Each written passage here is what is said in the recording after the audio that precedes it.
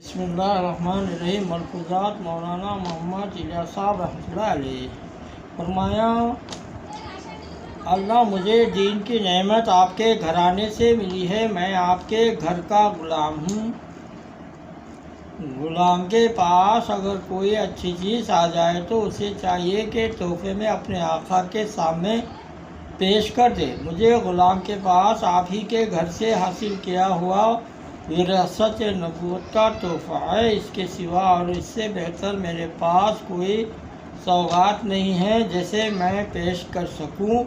دین کیا ہے؟ ہر موقع پر اللہ کے اوامر کو تلاش کرتے ہوئے اور ان کا دھیان کرتے ہوئے اور اپنے نفس کے تقاضے کے آمیزش سے بچتے ہوئے ان کی تعمیل میں لگے رہنا اور اللہ کے حکموں کی تلاش اور دھیان کے بغیر کاموں میں لگنا ہی دنیا ہے۔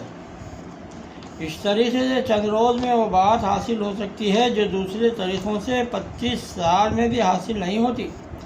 میں مستورات سے کہتا ہوں کہ دینی کام میں تم اپنے گھر والوں کی مددگار بن جاؤ، انہیں اطمینان کے ساتھ دین کے کاموں میں لگنے کا موقع دے دو اور گھریلو کاموں کا ان کا بوجھ ہلکا کر دو تاکہ وہ بے فکر ہو کر دین کا کام کرے۔ اگر مستورات ایسا نہ کریں گے تو ابلت شیطان یعنی شیطان جال میں پھنسا دے گا۔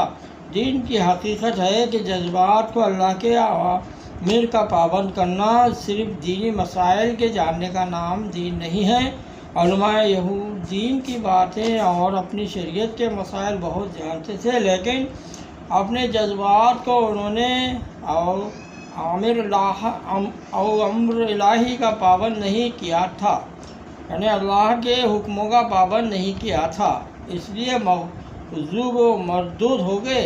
اس گفتگو کے اثناء میں کسی خاص معاملے کے متعلق حضرت سے دعا کی درخواست کی گئی تو فرمایا، جو کوئی اللہ کا تقوی اختیار کرے یعنی جذبات امر الہی کے تابع کر دے تو پھر اللہ تعالیٰ اس کی تمام مشکلیں پردہ غیب سے حل کرتے ہیں اور ایسے طریقے سے اس کی مدد کرتے ہیں خود اس سے وہم و گمان بھی نہیں ہوتا۔ من یتق اللہ یجعل لہ مخرجا ویرزقہ من حیث لا یحتسب۔ اللہ کے خاص مدد حاصل کرنے کی یقینی اور شرط تدبیر یہ ہے کہ اس کے دین کی مدد کی جائے۔ ان تنصروا اللہ ینصرکم، اگر تم اللہ کے دین کی مدد کرو تو ہلاک کرنے والی چیزیں تمہارے لیے زندگی اور راحت کا سامان بن جائے۔ حضرت ابراہیم علیہ السلام نے جی جان سے اللہ کے دین کی مدد کی تو اللہ نے آگ کو ان کے حق میں گلزار بنا دیا۔ ایسے ہی حضرت موسیٰ علیہ السلام اور ان کی قوم کو اس دریا نے جس کے خاصیت ڈبونا ہے سلامتی کے ساتھ ساحل تک پہنچا دیا۔ انہوں نے فرمایا، غیبی مدد اور غیبی طاقت جس چیز کا نام ہے وہ پہلے سے حوالہ نہیں کی جاتی بلکہ عین وقت پر ساتھ کر دی جایا کرتی ہے، گویا اللہ کے خزانے میں جمع ہے، اور ایمان و توکل کی شرط یہ ہے کہ اس پر اعتماد اپنے طاقت سے زیادہ ہونا چاہیے۔ اس سلسلے میں فرمایا کہ صرف مال و دولت سے مخصوص کرنے کی کوئی وجہ نہیں، بلکہ اللہ تعالیٰ نے ظاہر و باطن کی جو قوتیں ہم کو دی ہیں، مثلا فکر و رائے اور ہاتھ پاؤں، یہ سب بھی اللہ تعالیٰ کا عطیہ ہے، اور اللہ کے کاموں میں اگر اور اس کے دین کے لیے ان چیزوں کا استعمال کرنا بھی اس میں شامل ہے۔ ان طلباء ہی سے فرمایا، تم اپنی قدر و قیمت تو سمجھو، دنیا بھر کے خزانے بھی تمہاری قیمت نہیں، اللہ تعالیٰ کے سوا کوئی بھی تمہاری قیمت نہیں لگا سکتا۔